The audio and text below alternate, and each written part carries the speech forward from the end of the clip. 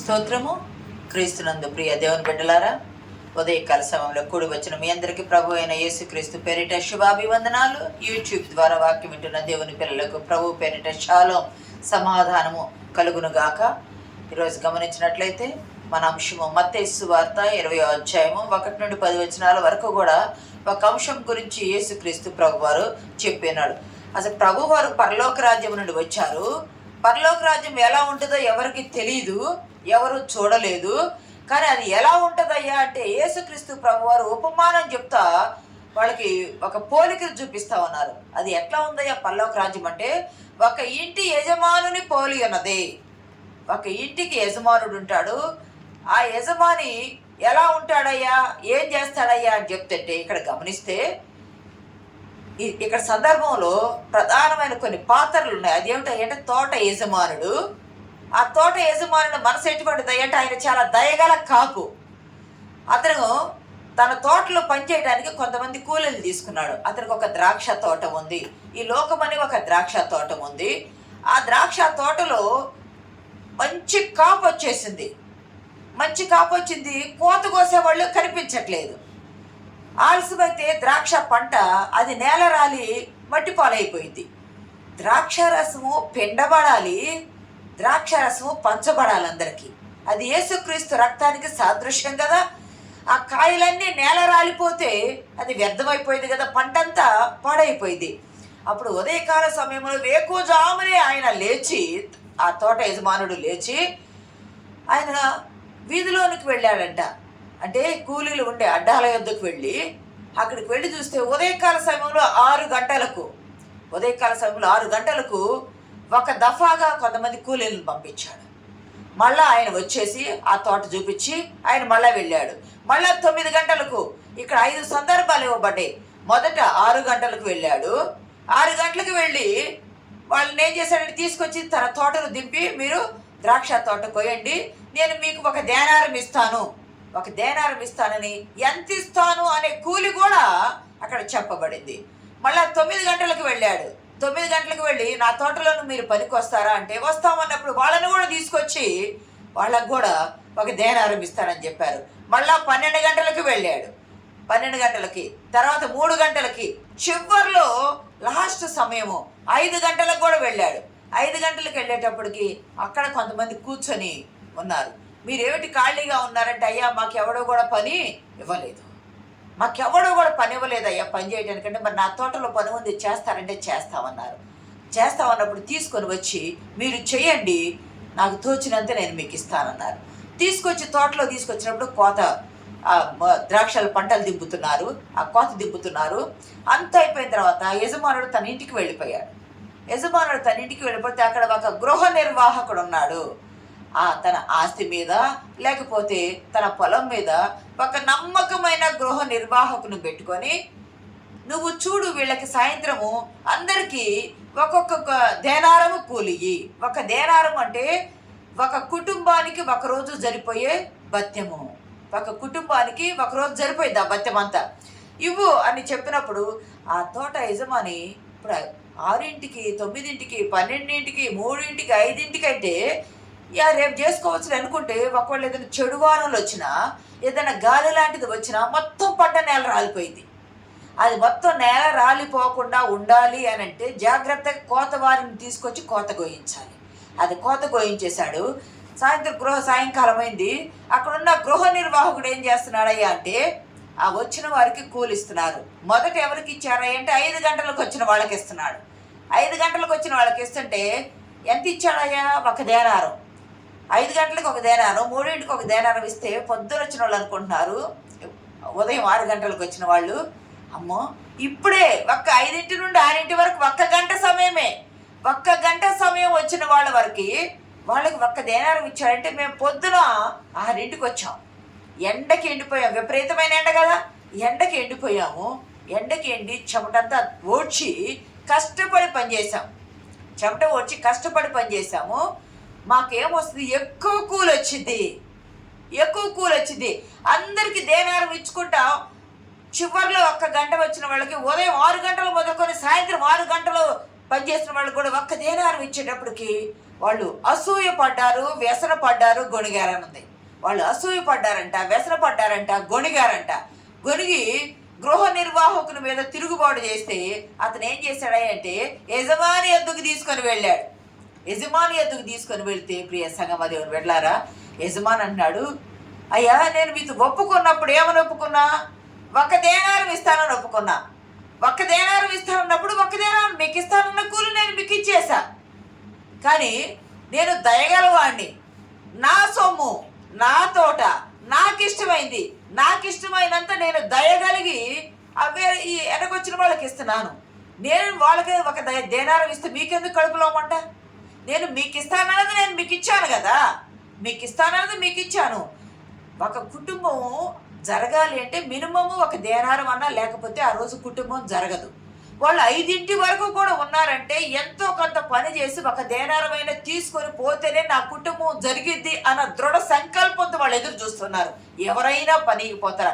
ఎంత అవసరం లేకపోతే సాయంత్రం 5 వరకు కూడా వాళ్ళు ఎదురు చూస్తూ ఉంటారు. అందుకే ఇక్కడ ప్రభు అన్నాడు, నేను దయగలవాణ్ణయ్యా, ఈ తోట నాది, ఈ ధనము నాది, నాకు ఇష్టం వచ్చినంత కూలి నేను ఇచ్చుకునే హక్కు నాకుంది. కాదని అధికారం మీకు లేదు కదా. మీకు ఇస్తానన్నది నేను మీకు ఇచ్చాను, మీకు ఇవ్వకపోతే మీరు అడగాల. అది వాళ్ళకి నేను ఇచ్చానంటే అది నా ప్రేమ. దేవుడు ఎటువంటి వాడయ్యా అంటే ఆయన ప్రేమ గలవాడు, జాలి గలవాడు, దయగలవాడు. వాళ్ళని ప్రేమించాడు. వెనక వచ్చిన వారిని ప్రేమించారు, ముందు వచ్చిన వారిని ప్రేమించారు. వారికి ఇస్తానన్న ఆ రేటు ఇచ్చాడు. గమనించినట్లు తిరుగుబాటు చేశారు, వాళ్ళంతా తిరుగుబాటు చేశారు. ఇక్కడ మనం 2-3 అంశాలుగా గమనించుకోవచ్చు. గొణిగారు, సణిగారు. యజమాని ఉదార దయాగుణం మీద అసూయ పడ్డారు. తన సొమ్ము తాను ఇస్తున్నాడు తప్పితే నీ సొమ్ము తీసి సగం ఇవ్వండి అంటల్లా. నీకు ఇస్తానని నీకు ఇచ్చేశాడు. తనకున్న సొమ్ములను తీసి వాళ్ళ మీద ప్రేమతో, జాలితో, కరుణతో, దయతో, ఉదార గుణంతో ఇస్తూ ఉన్నాడు. ఇక్కడ తోట యజమాని పరలోకపు తండ్రి. మొదటి కూలీలు పరిసయ్యులు, చివరి కూలీలు సుంకరులు. మొదటి కూలీలు పరిసయ్యులు, చివరి కూలీలు సుంకరులు. వీరు ఎటువంటి వాళ్ళయ్యా అంటే మేమే మొదట ఉన్నవాళ్ళమే. దేవుని రాజ్యం మాది, దేవుడు మాలో నుండే వచ్చాడు కదా, మేమే మొదటి వాళ్ళమి. మేము చెప్పినట్టే చేయాలా, మేము చెప్పినట్టే నడవాలా అన్న స్వభావం కలిగి రూలింగ్ పార్టీ అన్నమాట వీళ్ళు పరిసయ్యులు. ఈ చివర వచ్చిన కూలీలు సుంకరు లాంటి వాళ్ళు. అయ్యా మేము పాపిమి అని దూరంగా నిలవబడి రొమ్ము కొట్టుకొంచు దేవుని సన్నిధానంలో మొరపెట్టిన కూలీలు ఉన్నారు కదా, అటువంటి కూలీలు, తోటలో పనిచేసే వాళ్ళు. దేవుని రక్షణ అనేది మొదట వచ్చిన వాళ్ళ మొదలుకొని చివర వచ్చిన వాళ్ళ వరకు అందరికీ ప్రసాదించబడేది.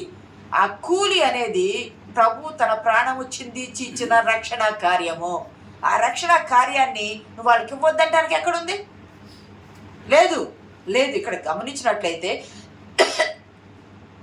గమనించినట్లయితే వాస్తవంగా అర్హులు కారు.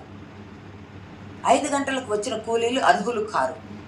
కానీ దేవుడు ఇక్కడ ఏం తేల్చాడంటే వాళ్ళు అర్హులు కాకపోయినా తన రాజ్యములో వారికి చోటిచ్చడం దేవుడికి ఇష్టమైంది.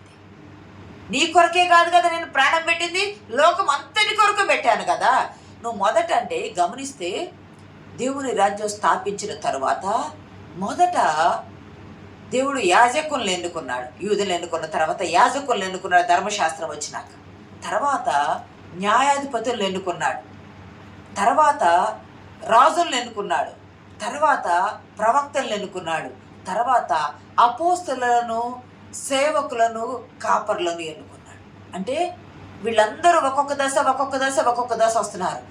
ఉదయం 6 గంటలకు వచ్చిన వాళ్ళు, 9 గంటలకు వచ్చిన వాళ్ళు, 12 గంటలకు వచ్చిన వాళ్ళు, 3 గంటలకు వచ్చిన వాళ్ళు, 5 గంటలకు వచ్చిన వాళ్ళు. మనం గమనించినట్లయితే మత్తయి సువార్త 5:45 ఒక మాట ఉంటుంది చూడండి.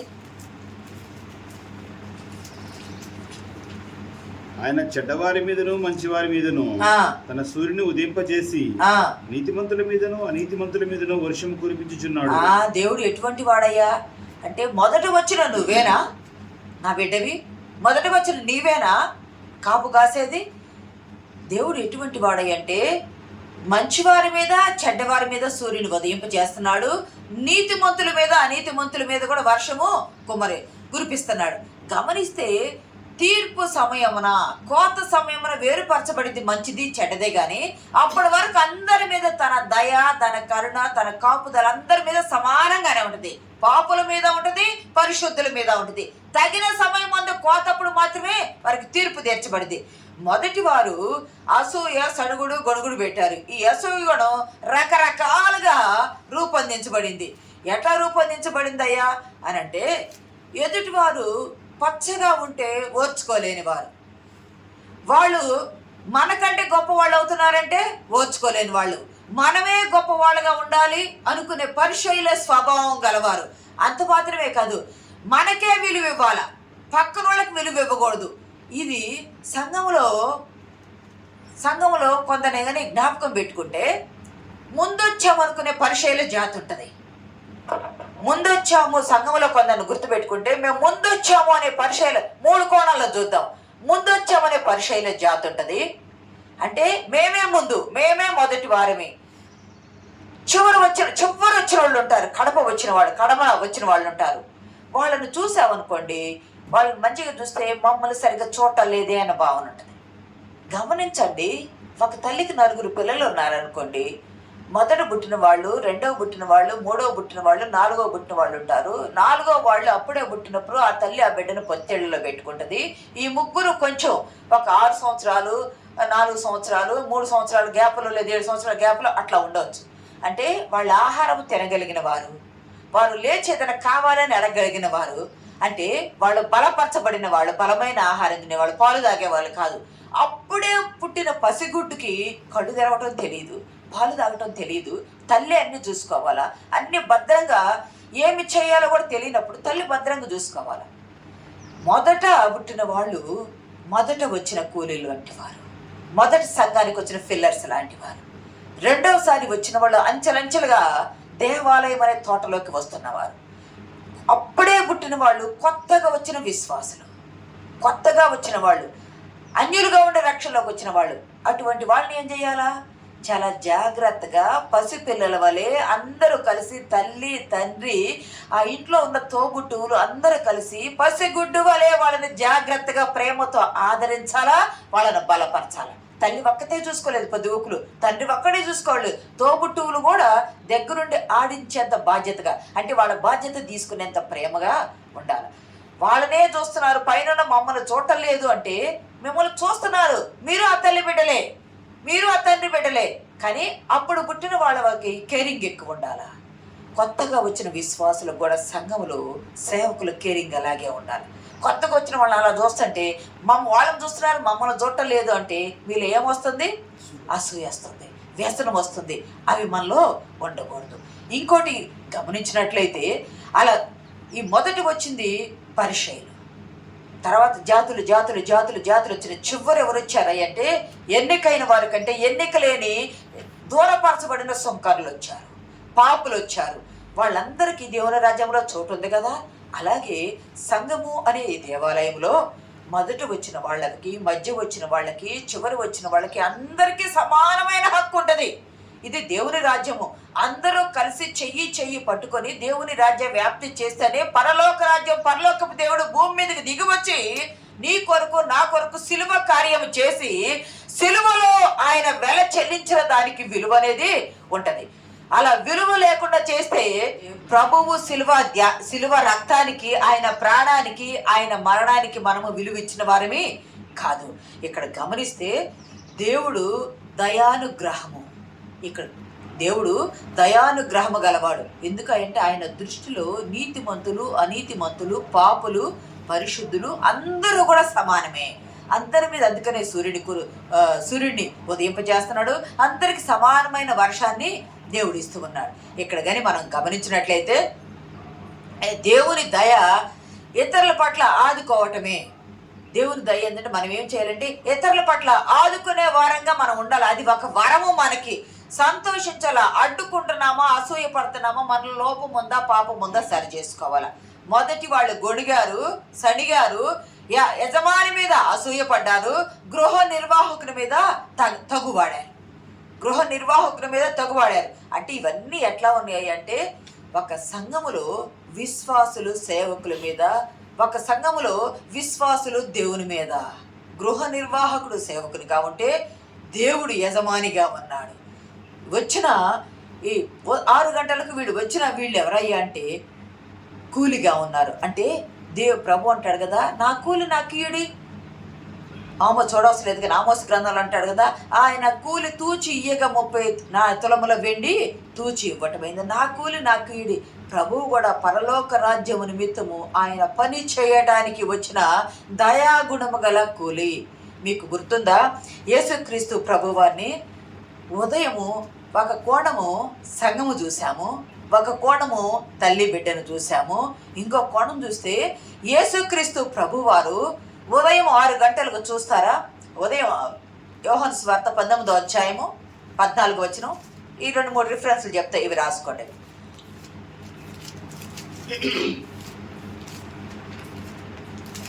ఆ దినము సిద్ధపరచు దినము, అప్పుడు ఉదయము 6 గంటలు కావచ్చు. గమనించండి, మొదట ఎవరు వచ్చారనుకున్నాము? 6 గంటలకి యాజకులు వచ్చారనుకున్నాము. అంటే మొట్టమొదట పరిచర్య ప్రారంభకులు, తర్వాత న్యాయాధిపతులు వచ్చారు, తర్వాత రాజులు వచ్చారు. న్యాయాధిపతులు 1300 సంవత్సరాల కాలం పైన పరిపాలన చేశారు ఇజ్రాయెల్ని. తర్వాత రాజులు వచ్చారు, తర్వాత ప్రవక్తలు వచ్చారు, తర్వాత అపోస్తులు వచ్చారు, తర్వాత కాపర్లు వచ్చారు, సేవకులు వచ్చారు. వీళ్ళందరూ వచ్చారు. వారి వారి తలాంతుల ప్రకారం దేవుడు వారిని వాడుకున్న రీతిగా పరిచర్యలో సేవలు, ఆయన సేవలో వాడబడ్డారు. సేవ చేయటం వరకే పని, ఫలం ఇచ్చేది దేవుడు. సేవ చేయటం వరకే. తన సొంత సొమ్ముతో ఇష్ట ప్రకారం యజమాని చేయడానికి స్వేచ్ఛ ఉంది. ఇక్కడ గమనించినట్లయితే 6 గంటలకు పస్కా సిద్ధపరిచే దినము అయిపోయింది. తెల్లవారితే ఏంటి? విశ్రాంతి దినము. విశ్రాంతి దినము కాబట్టి ఉదయము 6 గంటలుగా చదవండి అన్నమాట. ఆ దినము పస్కాను సిద్ధపరచు దినము కాబట్టి ఉదయము సమయము 6 గంటలు కావచ్చును. మార్కు సువార్త 15వ అధ్యాయము. మార్కు సువార్త 15వ అధ్యాయము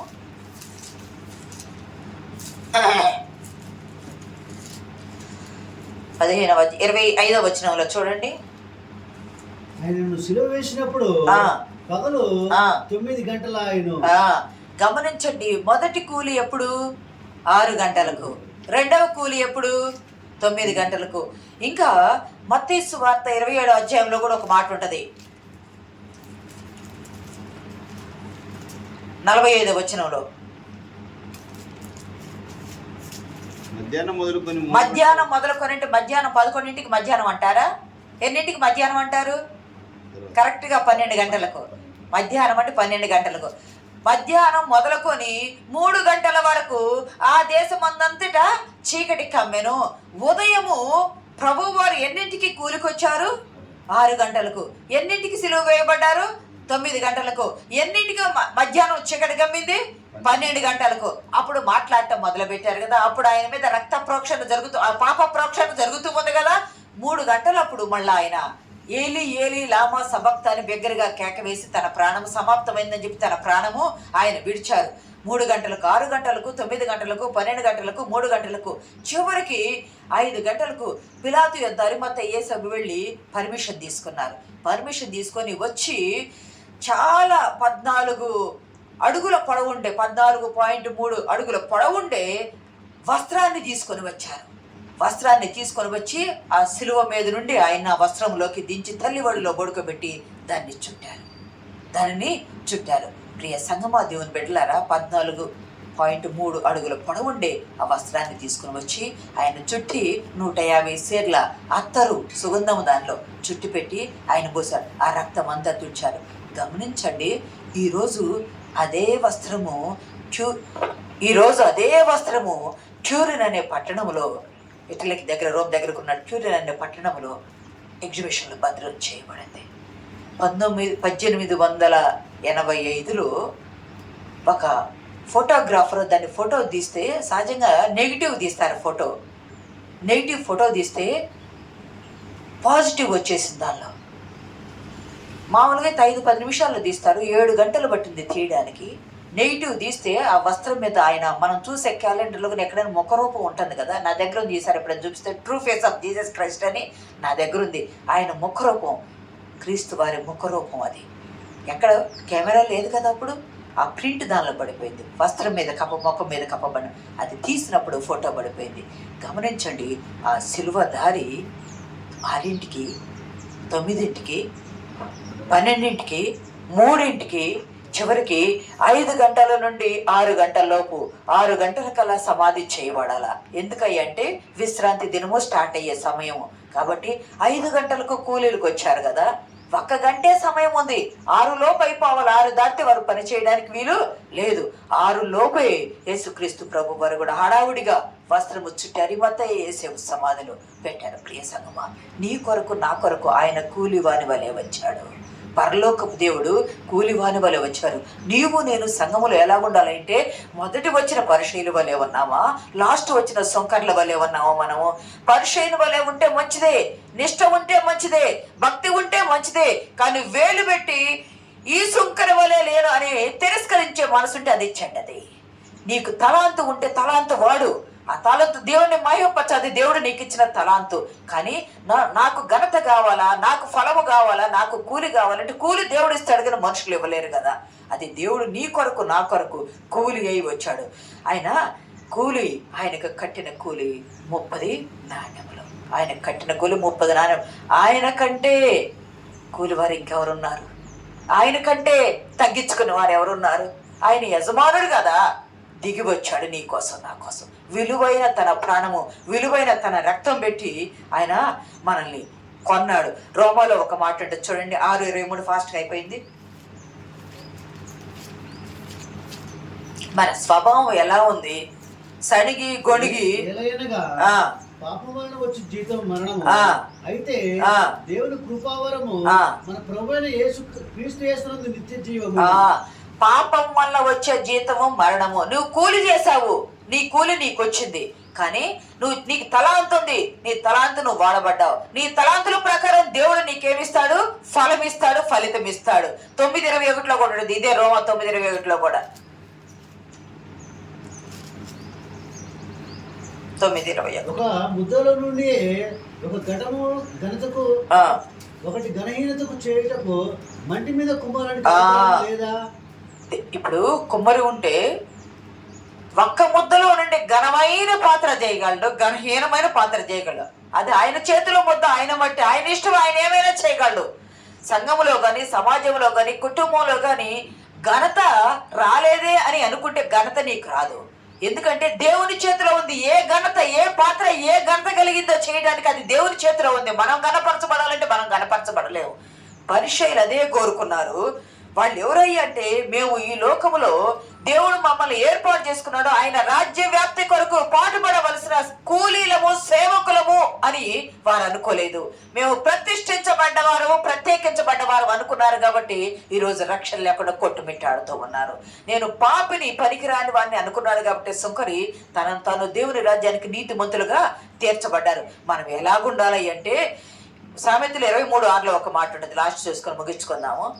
ఎదుటి వాని మేలు ఓర్చలేని వానితో కలిసి భోజనం ఎదుటి వాని మేలు ఓర్చలేని వానితో కలిసి భోజనం చేయకము. ముందుగా 6 గంటలకు వచ్చిన వాళ్ళు గొణిగి సణిగి గృహ నిర్వాహకుని కొట్టబోయి యజమాని మీద తిరుగుబాటు చేశారు. అంటే వారు ఎవరయ్యా అంటే, మేలు ఓర్వలేని వారు. నీకిస్తానన్న కూలి నీకిచ్చాను, వారికి ఇచ్చిన నా దయానుగ్రహము, దయ మీద నా అనుగ్రహం మీద నేను ఇచ్చాను, నేను ఇస్తే నీకేమంటే, వీళ్ళు ఎటువంటి వాళ్ళే అంటే వాళ్ళు ఓర్వలేరు, ఇతరుల ఎలా ఓర్పు కలిగి ఉండలేరు. అటువంటి వారితో కలిసి భోజనము కూడా చేయకూడదని దేవుడు చెప్పుచున్నాడు. ప్రియ సంగమా, దేవుని బిడ్డలారా, ఈరోజు మనం ఏం చేసుకోవాలి అంటే, ముందు వచ్చిన 6 గంటలకు వచ్చిన సేవకుల వలె, లాస్ట్లో వచ్చిన కూలీ వలె ఉన్నా, ఎలాగున్నా నీది నీకు అందిందా లేదా? వాళ్ళ ఎడల ప్రేమ కలిగి, దయగలిగి ఉండాలి. కానీ యజమాని మీద తిరుగుబాటు చేసే హక్కు, అధికారం మనకు లేదు. ఒకవేళ మనలో మొదటి కూలీ స్వభావం ఉందేమో పరిశీలన చేసుకోవాలి. మొదటి కూలీ స్వభావం ఉంటే దేవుని రాజ్యానికి అర్హులం కాము. మనం అర్హులం కావాలి అంటే తండ్రి ఇచ్చిన విలువైన అర్హత మనం చాలా జాగ్రత్తగా ఉంచుకోవాలి. అర్హతను మనం కోల్పోతే, నిర్లక్ష్యం చేస్తే ఎలా తప్పించుకుందువు? ఇంత గొప్ప రక్షణ నిర్లక్ష్యం చేస్తే ఎలాగో తప్పించుకుందాం అన్నాడు. ప్రియ సంగమా, దేవుని బిడ్డలారా, దీని ద్వారా పరలోక రాజ్యం మనకు సమీపంగా ఉంది. రాకడ సమయం సమీపంగా ఉంది. ఎత్తబడే బిడ్డలుగా సిద్ధపడి ఉండాలా. నువ్వు మొదటి వచ్చినా చివరి వచ్చినా, లోక ఆరంభంలో వచ్చిన, లోక అంతములో వచ్చిన అందరూ ప్రభు దృష్టిలో సమానులే. నువ్వు ఎక్కువ, వారు తక్కువ అని లేదు. నీతిమంతుల మీద, అనీతిమంతుల మీద, పాపుల మీద, పరిశుద్ధుల మీద సూర్యుడిని, వర్షాన్ని సమానంగా కురిపించిన రీతిగా ఆయన దయ, ఆయన కరుణ, ఆయన ప్రేమ, ఆయన వాత్సల్యము, ఆయన దీవెన, ఆయన రక్షణ అందరికీ సమానమే.